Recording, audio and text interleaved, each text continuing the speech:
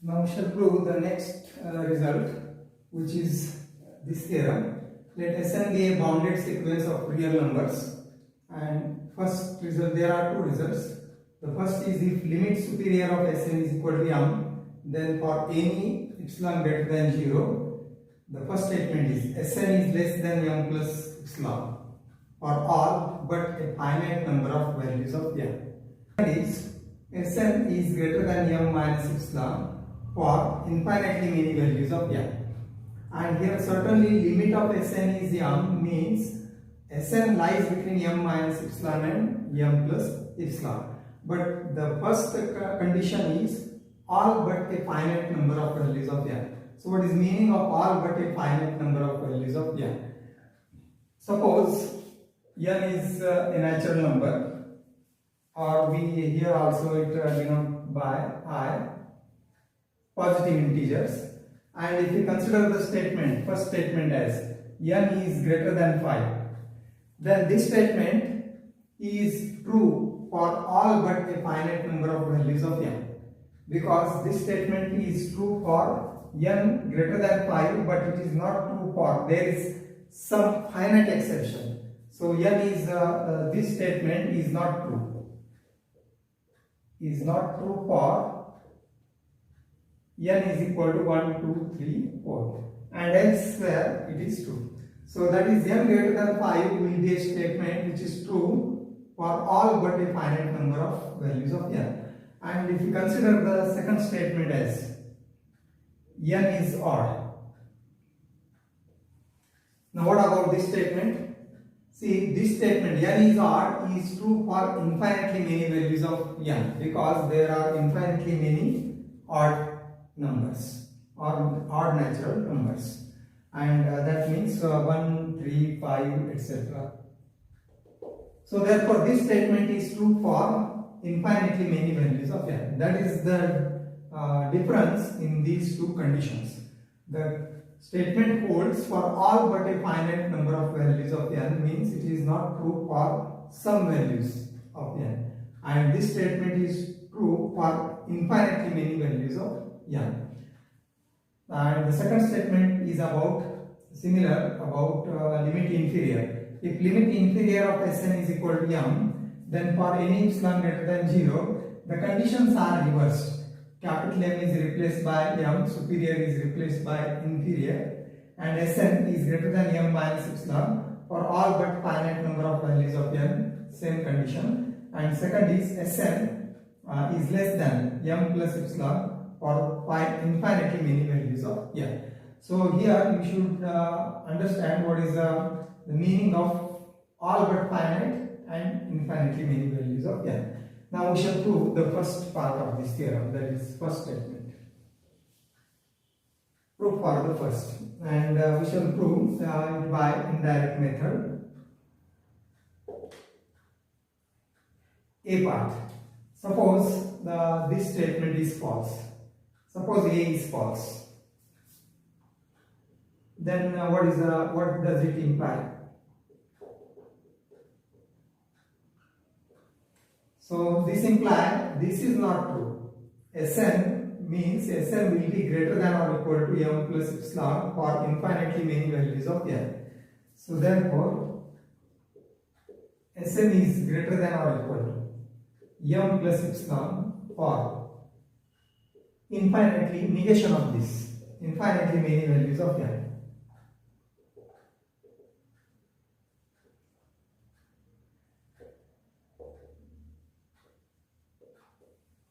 And thus this, if you consider the set Sn plus 1, then that will be greater than or equal to m plus epsilon, and therefore we can consider its LUB of Sn plus 1, Sn plus 2, etc. is greater than or equal to m plus epsilon. LUB, the maximum between this Sn plus 1, etc., or greatest value of this set is also greater than equal to m plus epsilon, because the statement is true for infinitely many values of n. And now what we shall consider is take the limit on both sides. Limit of LUB. Therefore, for the limit n tends to infinity of LUB of Sn plus 1 and so on is greater than or equal to limit of m plus epsilon. But limit of m plus epsilon as n tends to infinity will be the same because it is independent of n, and therefore we are taking both sides, limit as n tends to infinity, but limit of this quantity is the same as m plus epsilon. So this is greater than or equal to m plus epsilon. But what the left side is, limit n tends to infinity of this is mn, and limit of mn as n tends to infinity is limit supremum or superior. So limit superior of Sn as n tends to infinity is greater than or equal to m plus epsilon, and this is a contradiction. So why this is a contradiction? Because limit superior of Sn is given as m. So we have a contradiction since limit superior is m, and hence our supposition is wrong. A is false is wrong means A must be true. Hence A must be true. So this proves the first statement, A statement. Now consider the B statement. Sn, again we are assuming B is false. Suppose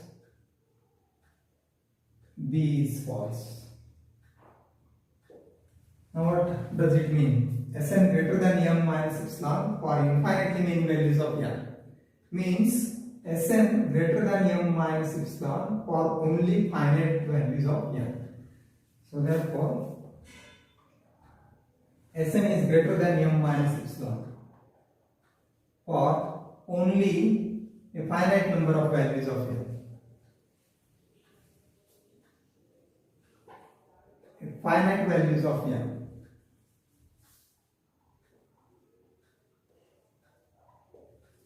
So this we will have, and now for there exists one value at least. So this holds only for finite values of n, means there are some values for which this does not hold, and thus therefore there exists n belongs to I such that this Sn is less than or equal to m minus epsilon for n greater than or equal to capital N. So for these values, so this is only true for finite number of values, means actually this result holds for infinitely many values. Opposite of that holds for infinitely many values, and thus so we now consider the LUB of both sides. That is, therefore the least upper bound or LUB of Sn plus 1, Sn plus 2, etc. is less than or equal to m minus epsilon. The greatest among these is less than or equal to m minus epsilon. And now we take the limit on both sides as n tends to infinity as like this. So taking limit as n tends to infinity of this expression. So what we will have is, say I shall write here, limit of this, take the limit n tends to infinity of LUB of this set, Sn plus 1, etc. is less than or equal to limit of these quantities again the same. And what is the left side? Limit superior of Sn as n tends to infinity is less than or equal to m minus epsilon. And again this is the contradiction because limit superior is exactly m and it will not be less than m minus epsilon. So this is a contradiction, and this contradiction proves the second part. B is false, that is wrong, means B must be true. Hence, and this proves the first statement. Now the second is similar to the first. Replacement is there. Superior is replaced by inferior. Capital M we denote by small m, and the conditions are reversed. Sn, instead of less than it is greater than, etc. So you should write the proof for second by doing these replacements. It follows exactly similar, and you write the proof of this. Also, the proof for second part is given in the book. It is written in the book, but we should write independently. And this completes the proof. Now we shall prove the next theorem as any bounded sequence of real numbers has a convergent subsequence.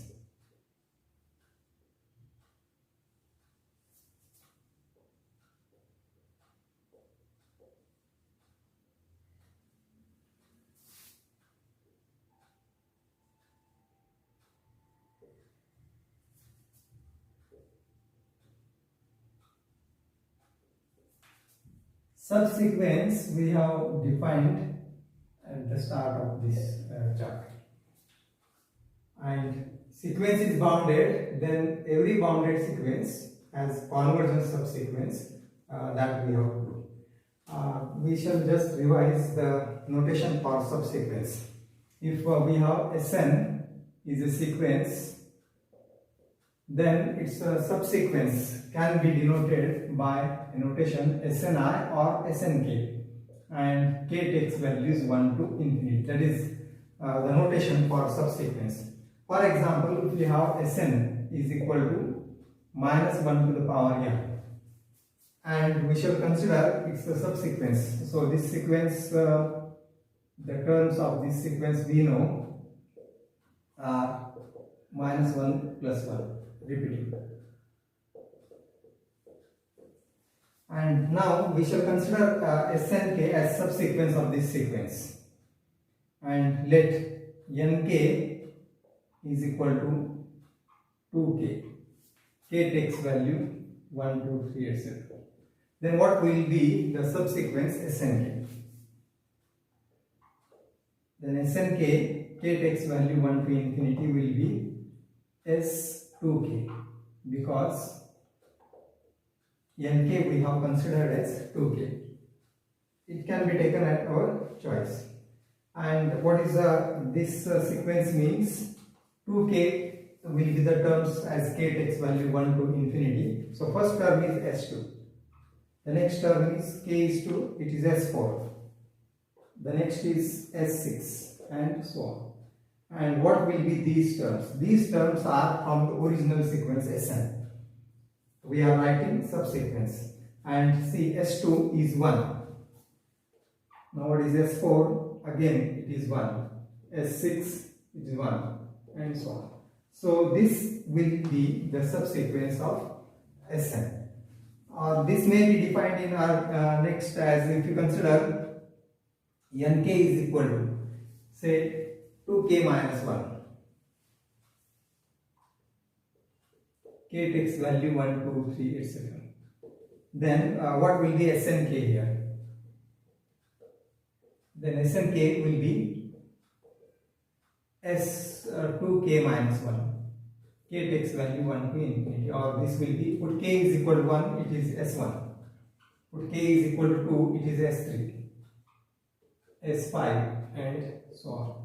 And this will be S1 from original sequence minus 1, S3 again minus 1, S5 minus 1. Odd terms are minus 1 and even terms are plus 1. So therefore 1, 1, 1, if you collect the even terms of this sequence, the subsequence will be formed like this, and it has every term as 1. And if you select the odd terms of this sequence, then the subsequence will have each term as minus 1. So these are two subsequences of this sequence. This is bounded sequence, example of bounded sequence. Why it is bounded? Because minus 1 to the power n is less than or equal to 1 for all n belongs to I, and therefore this sequence is bounded. And the theorem says that any bounded sequence of real numbers has a convergent subsequence, and we have two subsequences of this sequence. and both are convergent. So this sequence converges to 1. We have seen this earlier example. And constant sequence has the same limit. And this sequence converges to -1. So therefore these two convergent sequences are there for this sequence. And thus that is the meaning of the theorem. Now we shall prove the theorem. So first we shall consider, since it is bounded sequence, it has a limit superior. Let limit superior of Sn is equal to capital M, as n tends to infinity. This we shall say. Now what we will do is, here also you see, what is the limit superior of this sequence? We have considered this example earlier. Limit superior of this sequence is 1. And here it is m, we have considered, and for this example m is 1. Now we can construct a subsequence converging to this limit m, and we have constructed here limit superior is 1, and this is the subsequence which converges to m. So here we shall write, we shall construct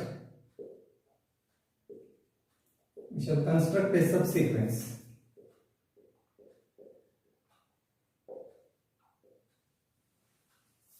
Snk. K takes value. So this is the notation only for subsequence. Sequence denoted by Sn and subsequence denoted by Snk or Sni. We are using Snk. We construct a subsequence Snk which converges to m.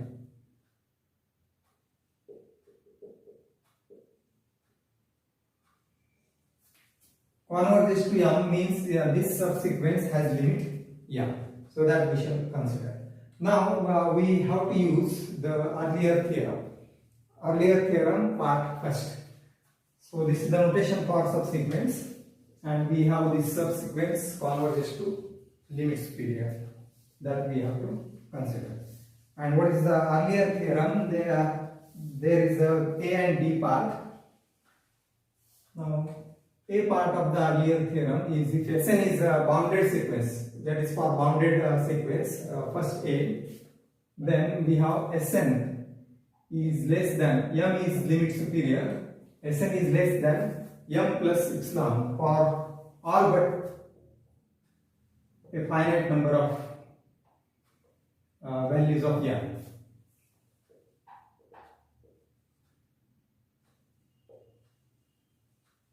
M is natural number, and B part, actually B part we shall use first.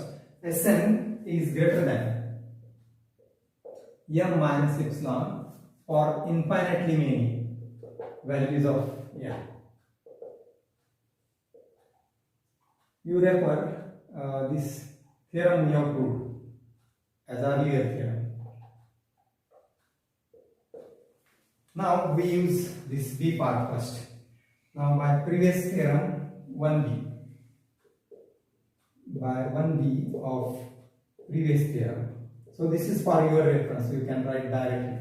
And what is the meaning of this result? Sn is greater than m minus epsilon for infinitely many values of m, and given epsilon greater than 0, whatever epsilon may be. So therefore we can select epsilon is greater than 0, any epsilon greater than 0. And we will select epsilon first as 1. So the values of epsilon we are going to select are 1, 1/2, 1/3, and so on. In general, 1 by k and so on. So because it holds for infinitely many values of m, this result, whatever epsilon may be taken. So by 1b of previous theorem,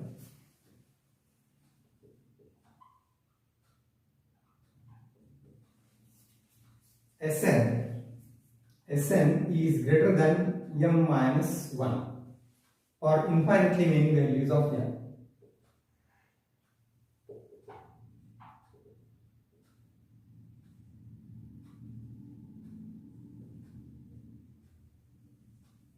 So this is by the theorem. Here we have taken epsilon as 1, and let n1 be one such value. Now we are constructing a subsequence. So the notation for subsequence, sequence terms are denoted by S1, S2 and subsequence terms are denoted by SN1, SN2 etc. So therefore we have to select N1 first term.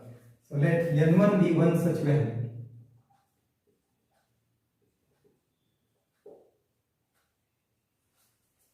N1 belongs to I, and therefore we have SN1 is greater than M minus 1. N1 satisfies this relation. It is true for infinitely many values, it is true for N1, and therefore SN1 is greater than M minus 1. Similarly, now we shall consider that this sequence Sn is greater than M minus half. Take the next value of epsilon as half. Similarly,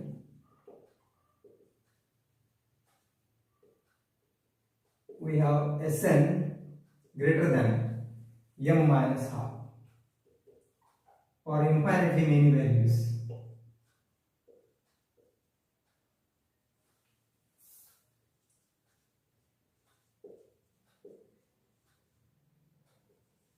And let N2 be one such value, or N2 belongs to I such that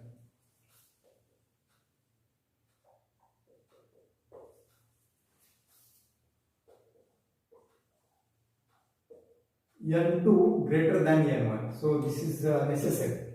For subsequence, the terms Sn1, then next is Sn2, so that N2 must be greater than N1. And Sn is greater than M minus half.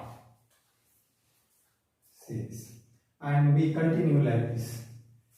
Continuing like this, there exists, now we consider epsilon as 1 by k. So there exists N3 such that Sn3 is greater than M minus 1/3. Sn4 etc. Snk will be greater than M minus 1 by k. Epsilon is taken as 1 by k. So we write continuing like this.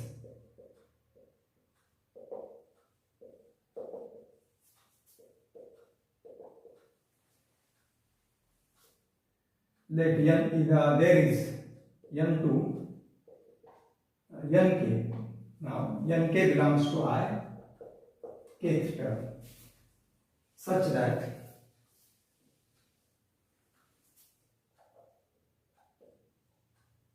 this Nk is greater than Nk minus 1 and Snk is greater than M minus 1 by k. This is the construction. So we are forming the terms of subsequence. First term is like this, second term is greater than M minus half, making use of this result, earlier result. And this means, or we can write in this inequality reverse way, that this value is less than this one. M minus 1 by k is less than Snk. And we refer this as first statement. Now we use the part A of previous theorem. Now that I should write in bracket by 1A of previous theorem, just proved theorem. Now what that theorem says, that Sn is less than M plus epsilon. This is Sn greater than M minus epsilon, and Sn is less than, the theorem you may refer is Sn is less than M plus epsilon for all but a finite number of values of M. So we can write Sn is less than M plus epsilon for all but finite number of values. We have seen the meaning of this. There is few exception, and for some M greater than or equal to N, this statement is true, and for earlier terms this may not be true. So by previous theorem, there is, or we can write like this, there exists N belongs to I. There is N belongs to I such that Sn is less than M plus epsilon for all N greater than or equal to N. And we refer this as statement second. Now what we shall consider is we want to combine these two results 1 and 2, and we select for that purpose capital K. Just these are notation. This is small n, capital N for the sequence Sn, and for subsequence we shall select small k and capital K, because here for subsequence k takes values 1 to infinity. For original sequence Sn, Sn n takes values 1 to infinity. So here we should mention let Sn be a bounded sequence.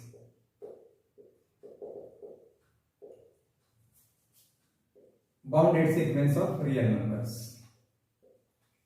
And then we can have limit superior of Sn is m. So here n takes values 1 to infinity. For subsequence k takes values 1 to infinity. Now choose k or select k, capital K. Now this notation you should consider. Note, capital K belongs to I, means positive integer, such that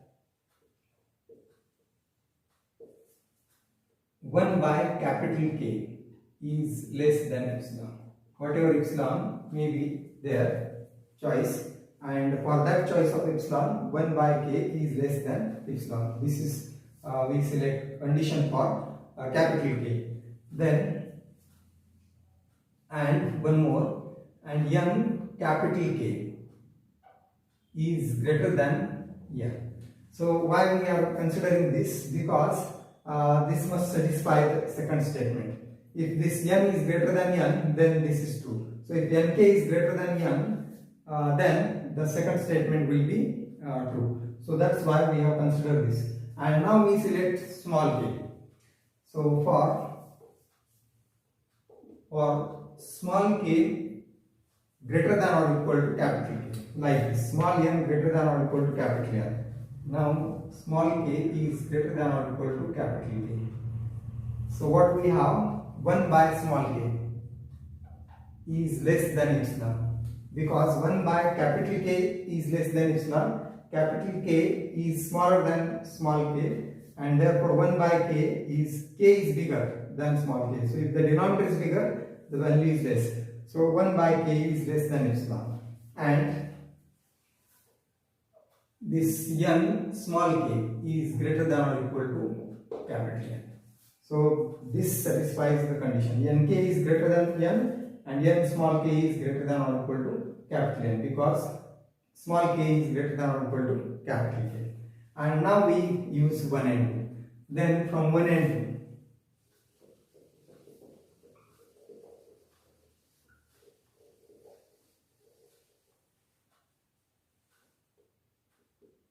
from 1 and 2, for k greater than or equal to capital K, small k greater than or equal to capital K. So what we have is m minus epsilon. We shall consider m minus epsilon, and see, this will be less than m minus 1 by k. Now you can verify this. Minus 1 by k is less than will be greater than minus epsilon, and or you see, this is 1 by k less than epsilon, means minus 1 by k will be greater than minus epsilon. And if we add on m on this, m minus 1 by k is greater than m minus epsilon, or this means m minus epsilon is less than m minus 1 by k. In this way, you should verify the relation between the terms, or the meaning of less than and greater than inequality. When we multiply by negative sign, the inequality reverses. When we take the reciprocal, also the inequality reverses. Likewise, we can verify this also. If k is greater than capital K, 1 by k is less than epsilon. So 1 by k will be less than or equal to 1 by capital K, and that is less than epsilon. So therefore this is true. And here also 1 minus m minus epsilon is less than m minus 1 by k. And what is the m minus 1 by k? That is less than Sn. So this is true for every value of k. whatever it may be, because it is true for infinitely many values. For this type of result is true for infinitely many values of n. But here is a condition. This is true for only n greater than or equal to n. That's why we have considered k, small k greater than or equal to capital K. And the first part is now is less than Snk. And now this Snk is less than. We have used this. Now we can continue this part. Snk is less than m plus epsilon. Replace n by nk. So here we have nk is greater than or equal to capital N, and if nk is greater than or equal to capital N, it satisfies this condition. Therefore, it satisfies this statement. Snk is less than m plus epsilon, and this happens for k greater than or equal to k. We have written here, and thus what this shows. Now we leave this part and we consider left and extreme left and extreme right. That is m minus epsilon is less than Snk is less than m plus epsilon, and is true for k greater than or equal to capital K. Or this shows that the difference of Snk and m, or absolute difference of Snk and m minus m, is less than epsilon.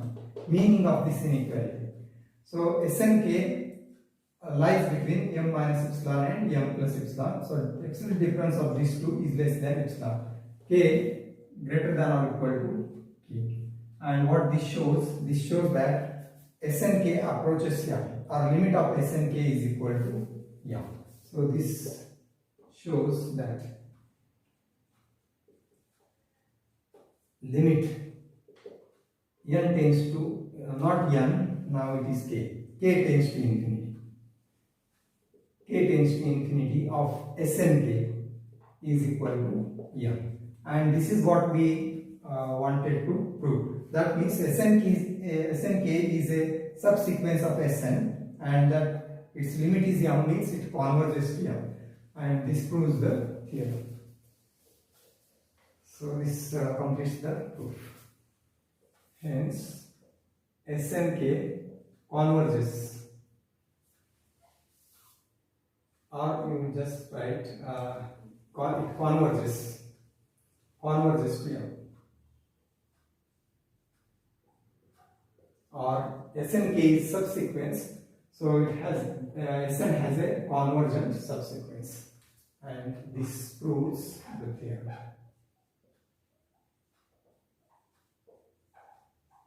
So we have proved the theorems on limit superior and limit inferior. You go through these results and try to understand it.